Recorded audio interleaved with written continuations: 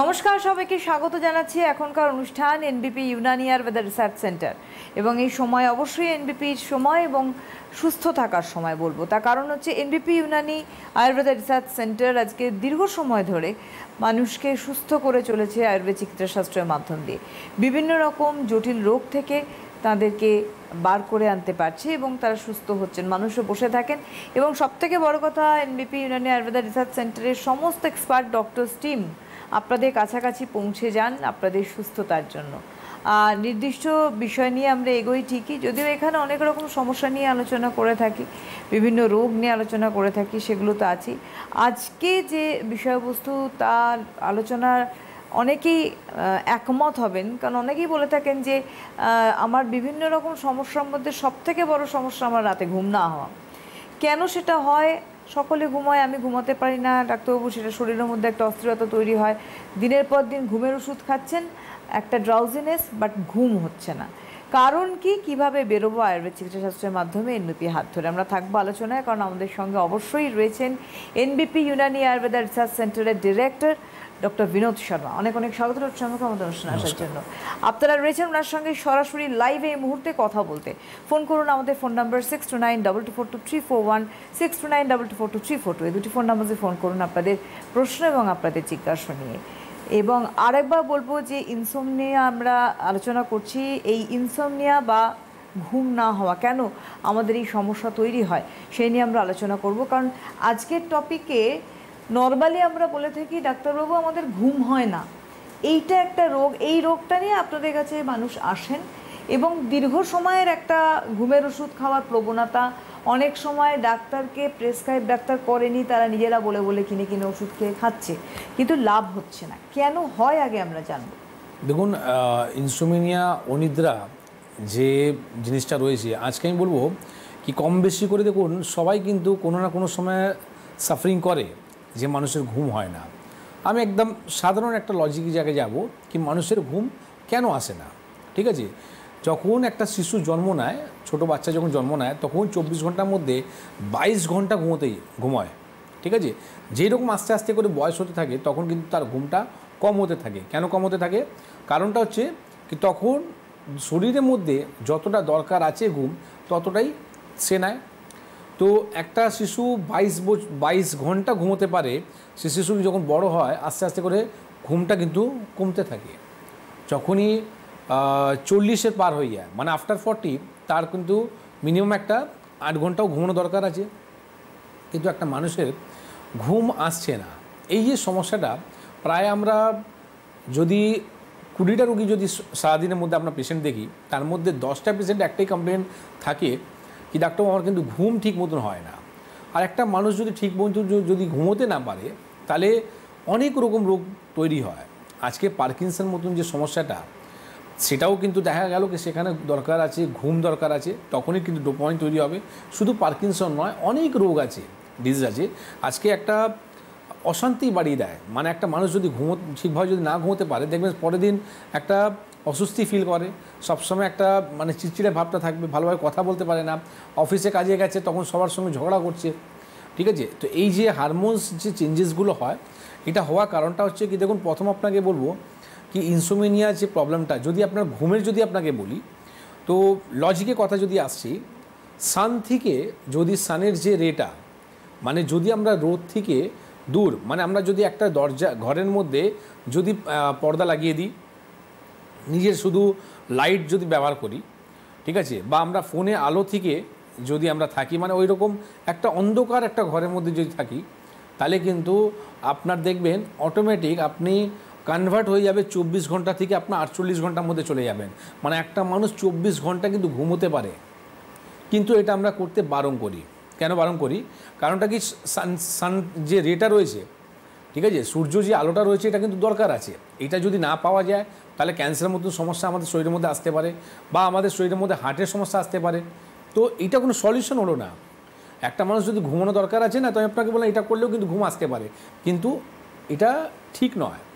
আমরা কি বলি, আমরা প্রথম নম্বর যে জিনিসটা বলি রুগীদের জন্যে, সেটা হচ্ছে কি আপনার যদি ঘুম ঠিক মতন যদি আসছে না, তার জন্য আপনি সবথেকে চেষ্টা করবেন দিনের বেলা মর্নিংয়ের মধ্যে বা ডে মধ্যে আপনার সারাদিনের মধ্যে আপনাকে থাকতে হবে কি পর্দা সরিয়ে দিন, সূর্য আলোটা আপনার বাড়ির মধ্যে আসতে দিন, ঠিক আছে? বা আপনার যদি ঘর যদি বন্ধ রয়েছে, যেখানে আপনার রোদ আসে না, সেখানে আপনার লাইটটা আপনি জ্বালিয়ে রাখুন। মানে আপনি যত আপনি লাইটের দিনের বেলা লাইটের মধ্যে থাকবেন, অটোমেটিক দেখবেন না কিন্তু রাত্রিবেলা আপনার ঘুমটা কিন্তু ভালো আসবে। এটা হলো 1 নম্বর। 2 নম্বর হচ্ছে আপনার যদি এক্সারসাইজ করতে হয়, দুপুর 3টে আগে কিন্তু আপনি এক্সারসাইজটা করে নিন। এবার যে মানুষরা ইভিনিংয়ে যে এক্সারসাইজটা করে, এটা কিন্তু করা ঠিক নয়, নাহলে কিন্তু আপনার অনিদ্রার সমস্যা আসবেই আসবে, ঠিক আছে? তো 3টে আগে আপনাকে এক্সারসাইজটা করে নিতে হবে। এটা হলো নাম্বার 2। নাম্বার 3 কি? নাম্বার 3 হচ্ছে আপনাকে সন্ধ্যে সানসেট মানে আপনার সূর্য অস্ত হওয়ার আগে আপনাকে কী করে নিতে হবে? ডিনার করে নিতে হবে। তারপরে আপনার খাওয়াটাকে শেষ করে নিন, এরপরে আপনার কিছু খাবেন না। এটা হলো 3 নম্বর। এই যে কথাগুলো বলছি না, এর কথা মধ্যে আপনার ট্রিটমেন্ট রয়েছে, কেন কি এইগুলোই আপনার ভুলে গেছেন, এইগুলো আপনি করেন না, সেই কারণের জন্য আজকে আপনাকে ঘুমের বড়ি খেতে হয়। ওটা 5 নম্বরে আসবো। এটা হলো 3 নম্বর। 4 নম্বর জায়গাটা কি? 4 নম্বর জায়গাটা হচ্ছে যখনই আপনি ঘুমোতে যান, তখন দেখবেন অটোমেটিক আপনার প্রেশার আর শরীরের টেম্পারেচার এটা কি হয়, আপনার একটা অটোমেটিক দেখবেন সেই সময় না একটা ফ্ল্যাকচুয়েট করে।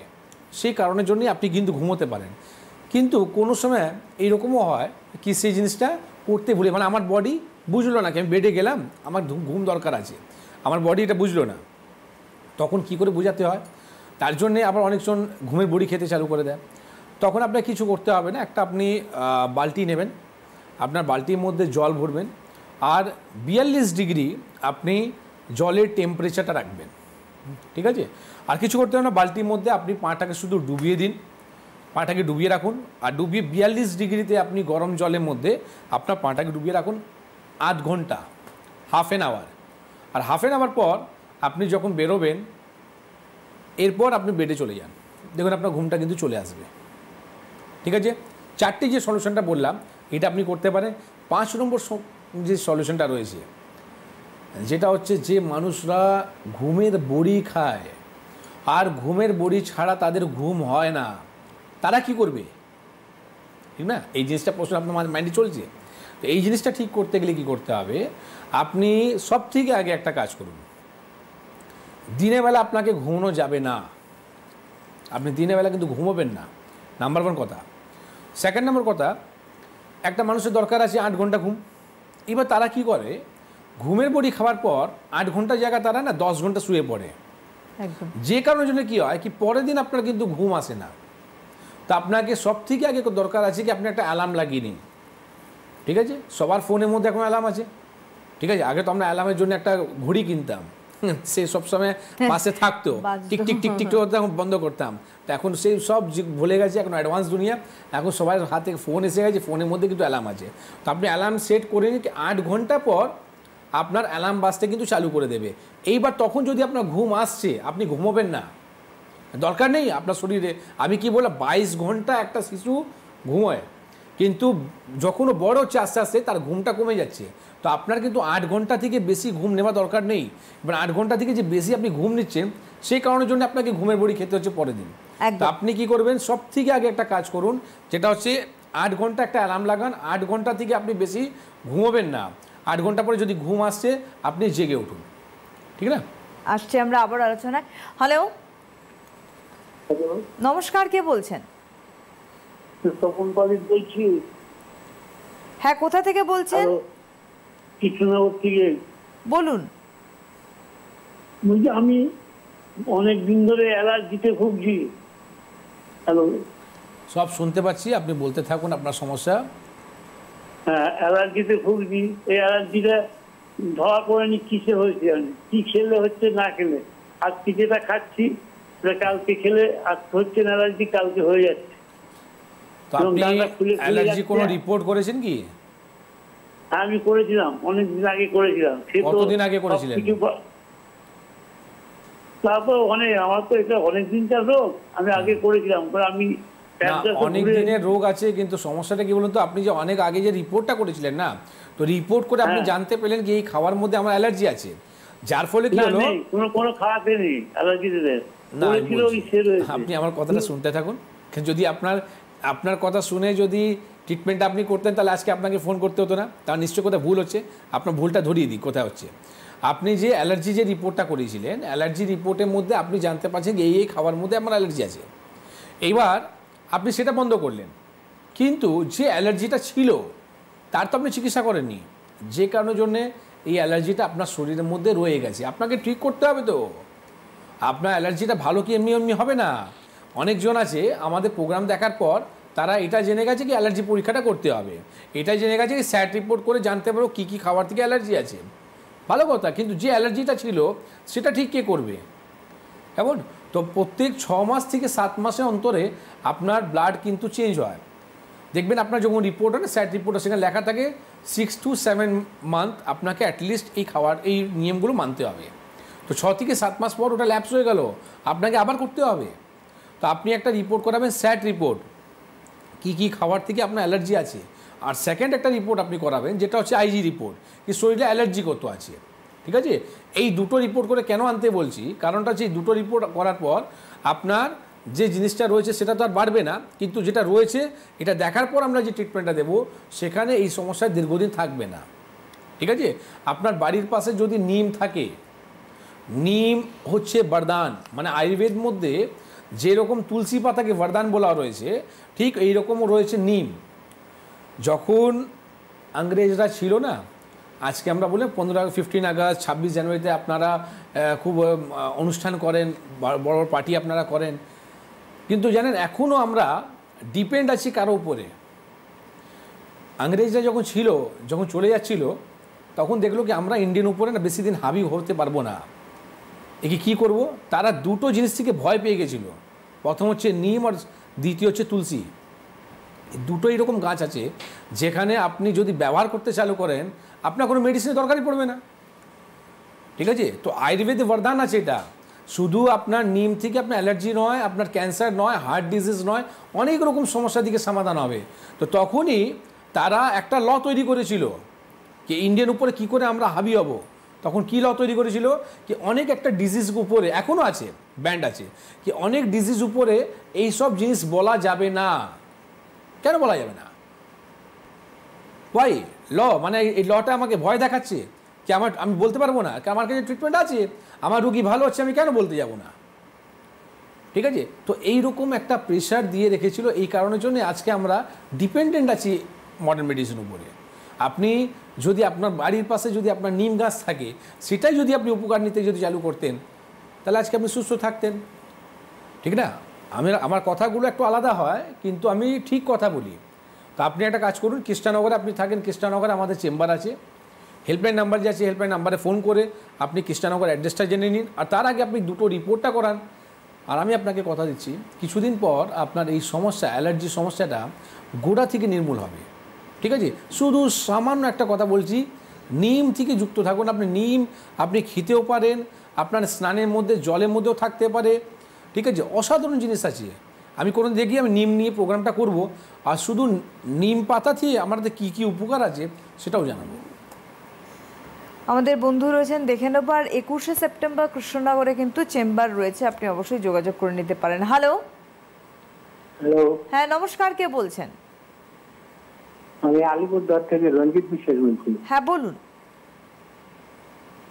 আমার জয়েন্টে জয়েন্টে ব্যথা হয়, পায়ের গোড়ালিতে, তারপরে হাঁটুতে, বিশেষ করে হাঁটুতে, কোনো এগুলোতে পুরো জয়েন্টে ব্যথা হয়। আর ব্যথা যখন বেশি হয় তখন পেন কিলার খেলে কমে, কিন্তু ব্যথা থাকার সময় মুখে ঘা হয়ে যায়, আর শরীরেও অ্যালার্জি বের হয়। কেন হচ্ছে? কেন কি আপনি পেন কিলার খাওয়ার পর আপনার শরীর নিতে পারছে না। আপনার যে মুখে যে আলসারটা হচ্ছে, আপনার যে অ্যালার্জি হচ্ছে, সেটা একটা পেন কিলারের সাইড ইফেক্ট আছে। ঠিক আছে? এটা সিম্পল একটা কথা। আর সেকেন্ড নাম্বার, আপনি আমাদের প্রোগ্রামগুলো কি রেগুলার দেখেন? হ্যাঁ দেখি, তাই দেখি। তো কিছুদিন আগে আমি জয়েন্ট পেন নিয়ে একটা প্রোগ্রাম করেছিলাম, সেটা শুনেছিলেন? হ্যাঁ জয়েন্ট পেন শুনছি। তখন বলেছিলাম না কি 0 ভোল্টেজ করতে হবে, মাটির সঙ্গে যুক্ত থাকতে, আর্থিং নিতে বলেছিলাম, শুনেছিলেন? ঠিক আছে, ঠিক আছে। সকালবেলায় আসতে বলছিলেন। একদম একদম এই একদম যে একদম। করছেন এটা বাড়িতে? হ্যাঁ, সকালবেলায় 2 দিন ধরে একটু একটু করি আর কি। একটু একটু নয় দাদা, 1 ঘন্টা বলেছিলাম। হ্যাঁ, বেশি না। আপনাকে যদি হাঁটতেও সমস্যা হয়, আপনি শুধু মাটির উপরে বসে থাকুন না, ঠিক আছে? আপনাকে আর্থিন 1 ঘন্টা নিন না, তাতে আপনি উপকার পাবেন। এই বলেছিলাম কি 1 পেন কিলার আপনি যদি 1 ঘন্টা যদি আর্থিন নেন ইকুয়াল টু 1 পেন কিলার কাজ করবে। করুন। 21 তারিখ আলিপুরদুয়ার আমি নিজে থাকছি। 21 আজকে হলো কত তারিখ? আজকে হলো আপনার 12 তারিখ। আজকে হলো 12 তারিখ। 21 দিন মানে আপনার হাতে রয়েছে কদিন? 9 দিন। 9 দিন আপনি 1 ঘন্টা শুধু সময় দিন, আর্থিনটা নিন। আর 21 তারিখে যখন আলিপুরদুয়ারে আমি থাকবো তখন আপনি আমাকে জানাবেন আপনি কতটা ভালো আছেন। একদমই তাই। হ্যালো। হ্যালো, হ্যাঁ নমস্কার, কে বলছেন? আমি এগরা থেকে জয়ন্ত মন্ডল বলছি। হ্যাঁ বলুন। হ্যাঁ বলুন। আমার কাকুর স্ট্রোক প্যারালিস হয়েছিল আর কি। আচ্ছা, কতদিন ধরে? এটা হয়ে গেল 6 মাস মতন হয়ে গেল না? হ্যাঁ, 6 মাস মতন হয়ে গেল। 6 মাস হয়ে গেল। কোনো চিকিৎসা চলছে? এলোপ্যাথি চলছে আর কি। প্রেশার ওষুধ ছাড়া কোনো ওষুধ দিয়েছে খেতে? না না, কোনো ওষুধ দিইনি। তাহলে কি চিকিৎসা চলছে? আপনার ডাক্তারবাবু দেখছে, আপনার কাছে প্রেসক্রিপশন, কিন্তু আমি জানি চিকিৎসা কি হয়। প্রেশারের ওষুধ ছাড়া ওদের কাছে কোনো ওষুধ নেই যে আপনার প্যারালাইসিস হওয়ার পর যে অর্গানগুলো আপনার নষ্ট হয়ে গেছে সেই অর্গানগুলোকে ঠিক করা। ঠিক আছে? আলটিমেটলি আপনি রোগকে যদি ফেলে রেখেছেন, এটা মাথায় রাখুন, একবার স্ট্রোক হলো, দ্বিতীয়বার আবার হবে। ঠিক আছে? আপনি একটা কাজ করুন, যদি আপনার যে পেশেন্ট রয়েছে সে যদি আসতে পারে, মানে হাঁটাচলা যদি করতে পারছে, তাহলে আমি আগামীকালই খড়গপুর চেম্বারে থাকবো। তো আপনি ওনাকে খড়গপুর চেম্বারে নিয়ে আসুন। যদি না আসতে পারে, তার সলিউশনটা কি? তার সলিউশনটা হচ্ছে কি, আপনার কাছে যা রিপোর্টগুলো রয়েছে সেই রিপোর্টগুলো নিয়ে এসে দেখা করুন। আর ফার্স্ট ডে থেকে আপনাকে একটা কথা বলে দিই, যখন আপনি ট্রিটমেন্টটা চালু করবেন 1 থেকে 1.5 মাসের মধ্যে না আপনি ইমপ্রুভমেন্টটা দেখতে পারবেন। যে প্যারালাইসিস রুগী স্ট্রোক হওয়ার পর ওনার যে মুভমেন্টগুলো স্লো হয়ে যায়, যে উনি হাঁটতে পারছেন না ভালোভাবে, ঠিক আছে, এইসব জিনিস ইমপ্রুভমেন্ট হতে চালু হবে। আর শুধু আপনি বাড়িতে বসে ওনাকে, বাড়ির পাশে যদি মাঠ থাকে, 0 ভোল্টেজ করার চেষ্টা করবেন, 1 ঘন্টা শুধু আর্থিন নিতে বলবেন। ঠিক আছে? এই কাজটা আপনি করুন। প্যারালাইসিসে ট্রিটমেন্টটা যে আছে আয়ুর্বেদ ছাড়া আপনার কাছে কোনো ট্রিটমেন্ট নেই। তো আপনি 6 বছর 7 বছর ধরে যে বললেন ট্রিটমেন্ট করছেন, সেটা একমাত্র প্রেশার ওষুধ আপনি খাচ্ছেন। ঠিক আছে? তো আপনি একটু ট্রিটমেন্টটা করেন, প্যারালাইসিস চিকিৎসা করে রোগীকে সুস্থ করতে পারেন আপনি। একদম। হ্যালো। হ্যালো। হ্যাঁ বলুন। হ্যাঁ আপনি বলবেন, কে বলছেন? আমি বললাম তো একবার, তপন চ্যাটার্জি বলছি আসানসোল থেকে। বলুন, কি প্রশ্ন? প্রশ্ন, আমার কোমরে ব্যথা, প্রচন্ড ব্যথা 3 বছর ধরে। আর ওইটার থেকে পায়ের সেটা হাঁটুর পর্যন্ত ব্যথা হচ্ছে। আপনার পাটা কি ঝিনঝিন অবশ ভাবটা হচ্ছে? পায়ে ঝিনঝিন অবশ ভাব বাড়ছে? পায়েও ব্যথা আছে, মানে কোমর থেকে হাঁটু পর্যন্ত পায়ের। কোমরে এক্সরে রিপোর্টটা করেছেন? হ্যাঁ করেছেন? হ্যাঁ। আচ্ছা, এক্সরে করেছি, এমআরআই করেছি। কোন জায়গায় পড়ে গেছিলেন? বুঝলেন তো, ডাক্তারকে দেখাইছি। হ্যাঁ, ডাক্তারবাবু কি বলছেন আপনাকে? আপনাকে ডাক্তারবাবু কিছু বলছেন, শুন। আপনার বাড়ি কোথায়? আসানসোল। আসানসোল। তো দেখুন, আসানসোলে যদি আপনি থাকেন, তো আসানসোল আমার চেম্বার আছে। হ্যাঁ, যেখানে ওই চেম্বারটা একমাত্র চেম্বার ওইটা আছে, যেটা প্রত্যেক মাসে আমি আসানসোল নিজে যাই। ঠিক আছে? সেখানে আমি কাউকে ছাড়ি না। তো আপনি যদি আসানসোলে যদি দেখাতে চান, তো যেহেতু পুজোর আগের তো এখন কোনো ডেট নেই, পুজোর পরে আপনি ডেটটা পাবেন, সেটা একটু আগেই ম্যাডাম বলে 11ই অক্টোবর। 11ই অক্টোবরে। তো আপনি সেই ডেটে অবশ্যই আসানসোল চেম্বারে আসবেন। আপনার যে এমআরআই রিপোর্ট বা এক্সরে রিপোর্ট রয়েছে সেটা নিয়ে আসবেন। দেখুন, সমস্যাটা কোথায় হয় কি, আপনার ডাক্তারবাবুরা এমআরআই রিপোর্ট করিয়ে নেয়, এক্সরে রিপোর্টটা করিয়ে নেয়, এরপরে আপনাকে বুঝিয়েও দেয় কি আপনার সমস্যাটা কোথায়, কিন্তু আলটিমেটলি ওদের কাছে কোনো সলিউশন নেই। আমি প্রত্যেক প্যাথিতে রেসপেক্ট করি, তো এই প্যাথিতে যে ট্রিটমেন্টটা নেই, সেখানে তো আপনি যদি ওর কাছে যদি যাচ্ছেন বারে বারে, তারা কিছু করার নেই, আপনাকে পেন কিলার ছাড়া কিছু দিতে পারবে না, কারণ ওদের কাছে চিকিৎসাই নেই। ঠিক আছে? তো আপনাকে যদি প্রথম বলে দেওয়া হলো কি বেল্ট লাগিয়ে রাখুন, দ্বিতীয়বার আপনাকে বলা হচ্ছে কি আপনি অপারেশন করান। ঠিক আছে? তো একটা জিনিস মাথায় রাখুন কি আমাদের পুরো শরীর ডিপেন্ড কের ওপরে আছে, ডিপেন্ড হচ্ছে আমাদের শিরদাঁড়ার উপরে। তো আপনার যদি একটা মিস্টেক যদি হয় অপারেশনে, আপনি দেখে নিন আপনার কোন জায়গা থাকবে। আপনি চেম্বারে যাচ্ছেন হেঁটে, কিন্তু কিছুদিন পর আপনাকে হুইল চেয়ারে আসতে হচ্ছে। তো এই জিনিসটা না করে প্রপার ট্রিটমেন্টটা করান। আয়ুর্বেদ মধ্যে একটা পেশেন্ট বলেছিল যে ডাক্তারবাবু হাঁটুতে আমার অস্টিওআর্থ্রাইটিস রয়েছে, হ্যাঁ, আর কার্টিলেজটা নষ্ট হয়ে যাচ্ছে। তো এই কার্টিলেজ তৈরি করার জন্যে আপনাদের কাছে কোনো ট্রিটমেন্ট আছে? ঠিক আছে, তো এই যে কার্টিলেজ ট্রিটমেন্ট করার জন্যেই তো আমরা আছি, এর চিকিৎসাটা আয়ুর্বেদ মধ্যে আছে, তাহলে তো পেশেন্ট আজকে সুফল পাচ্ছে। এটা যদি না থাকতো তার রুগী ভালো হচ্ছে কী করে? ঠিক আছে, তো আমি আপনাকে একটাই কথা বলবো যে আপনি নিশ্চিন্তে থাকুন, আপনার সমস্যা ঠিক হবে।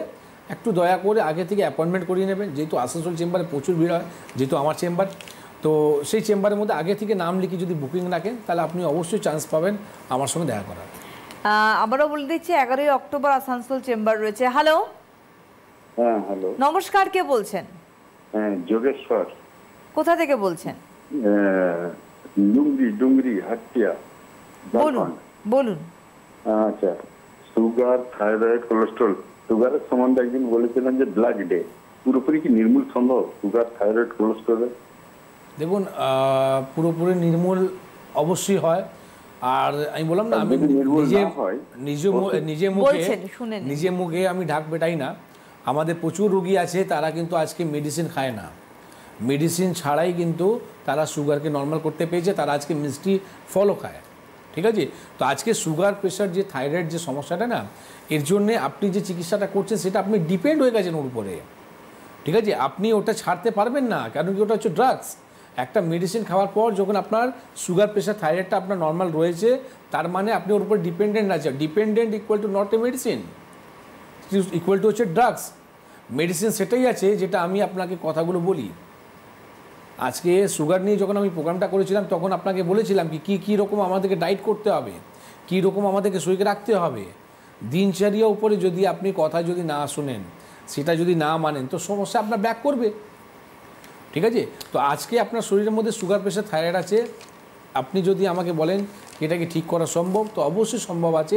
যদি আপনি আমাদের কথাগুলো শুনেন, আমাদের কথাগুলো যদি ফলো করেন, তাহলে আপনাকে কোনো মেডিসিন খেতে হবে না। উইদাউট মেডিসিন আপনি নিজের শরীরকে ঠিক রাখতে পারবেন। আমি একটু চেম্বারের কথা বলে দিই। 13 সেপ্টেম্বর আগামীকাল শিলিগুড়িতে চেম্বার রয়েছে, ডক্টর এস ঘোষাল থাকছেন। আগামীকাল 13 সেপ্টেম্বর খড়গপুরের চেম্বারে থাকছেন ডক্টর বি শর্মা নিজে। 13 সেপ্টেম্বর বাঁকুড়ায় চেম্বার করছেন ডক্টর এ হালদার। 14 সেপ্টেম্বর শিলচরে চেম্বার রয়েছে, থাকছেন ডক্টর এন ভট্টাচার্য। 14 সেপ্টেম্বর আগরতলায় চেম্বার করছেন ডক্টর বি শর্মা নিজে। 14 সেপ্টেম্বর গুয়াহাটিতে চেম্বার করছেন doctor S Ghoshal. 14 September Purulia chamber করছেন ডক্টর এ হালদার। 14 সেপ্টেম্বর কাকদ্বীপে চেম্বার করছেন ডক্টর এস ভাদুরী। 15 সেপ্টেম্বর ঝাড়গ্রামে থাকছেন doctor A Haldar. 15 September Dibrugarh chamber করছেন ডক্টর এস ঘোষাল। 16 সেপ্টেম্বর দিল্লিতে থাকছেন doctor A Haldar. 19 September chamber রায়গঞ্জে থাকছেন ডক্টর এস ঘোষাল। 20 সেপ্টেম্বর অর্থাৎ 20 সেপ্টেম্বর বর্ধমান চেম্বার করছেন ডক্টর এস ভাদুরী। 20 সেপ্টেম্বর মালদায় চেম্বার করছেন doctor B Sharma. 20 September Baharampur chamber করছেন ডক্টর এ হালদার। 18 সেপ্টেম্বর, তার আগে 18 সেপ্টেম্বর বনগাঁয় থাকছেন doctor S Bhaduri. 19 September Canning থাকছেন doctor R De. 21 September 21 September Krishnanagar chamber করছেন doctor A Haldar. 21 September Durgapur থাকছেন ডক্টর এস খান এবং 21 সেপ্টেম্বর বোলপুর চেম্বার করছেন doctor S Bhaduri. 21 September new কুচবিহারে চেম্বার করছেন ডক্টর এস ঘোষাল।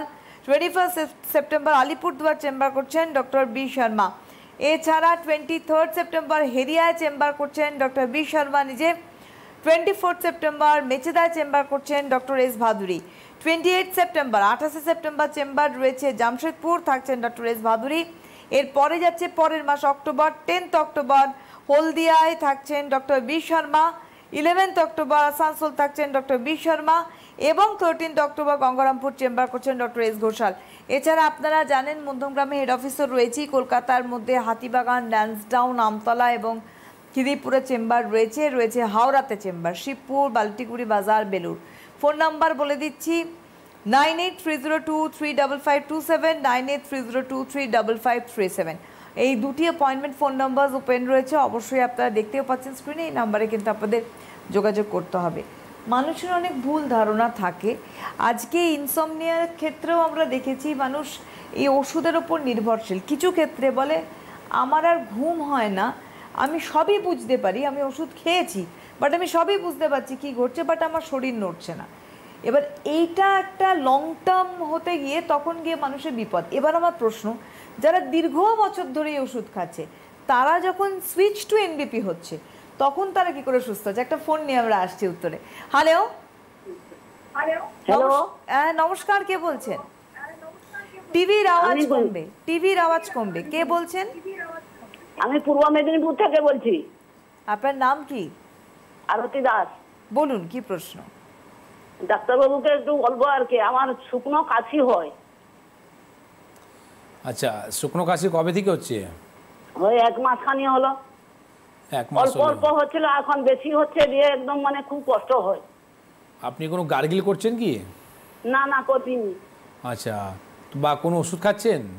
না, কোনো ওষুধও খাইনি। তো এমনি ভালো হয়ে যাবে নাকি মা?